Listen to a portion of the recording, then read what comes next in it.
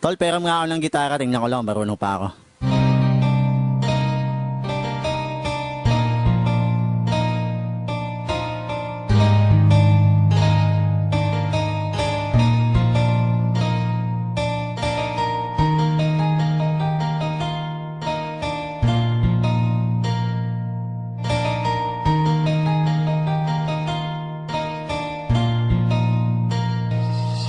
Hindi ba simula sa pagkabata tayo'y madalas na naghahabulan, walang pakialam kahit na madulas ka.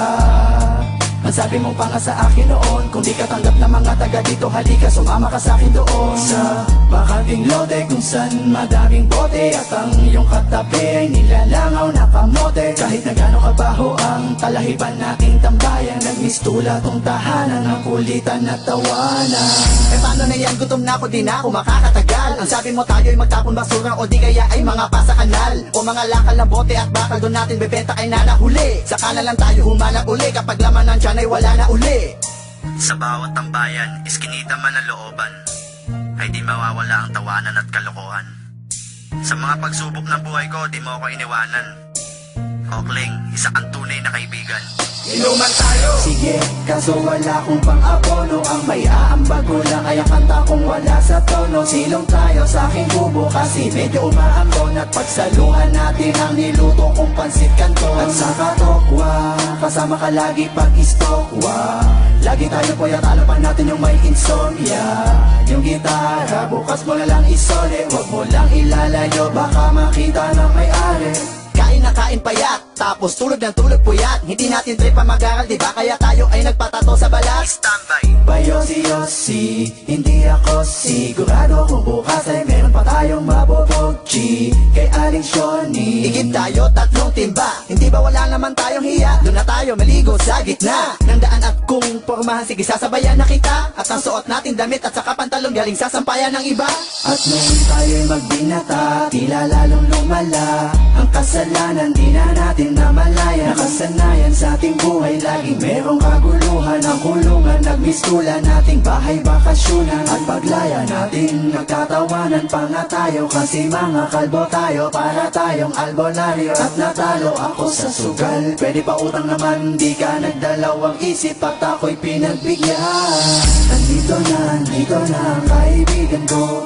Andito na ang kaibigan ko. Andito na ang kaibigan ko. Na handang sumaklolo. Di ba magne-negosyo tayo, tapos magkasosyo tayo. Sa sarili nating kumpanya ay mga bosyo tayo. Dahil minsan nangarap tayong dalawa na makaahon sa hirap. Pero papaano? Lumipas ang ilang buwang, hindi na tayo nagkita. Wala na akong balita sa'yo. Kumusta na, anong lagay, meron bang bago? Nakakamiss din pala ang tarantadong talentado kong kaibigan. Teka, nag-text sa'yo, isang masamang balita na ikinasama ng aking loob. At hindi ko napigilan ang pagluha ng mata nang mabasa kong patay ka na pala. Mabilis sa mga kaganapan, di na namin naagapan. May mga usap-usapan na wala ka na.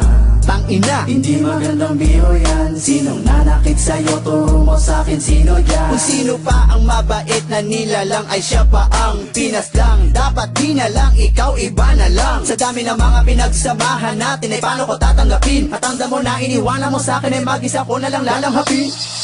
Iniwan ako ng kaibigan ko. Iniwan ako ng kaibigan ko. Iniwan ako ng kaibigan ko. Isa sa mga matalik na kaibigan ko. Hindi kita malilimutan, yan ang iyong tandaan. Nandito ka sa aking puso at kung nasaan ka man ay sigurado na hindi ka makayosit makatagay. Kasi nga alam ko naman na sa langit ka nakatambay.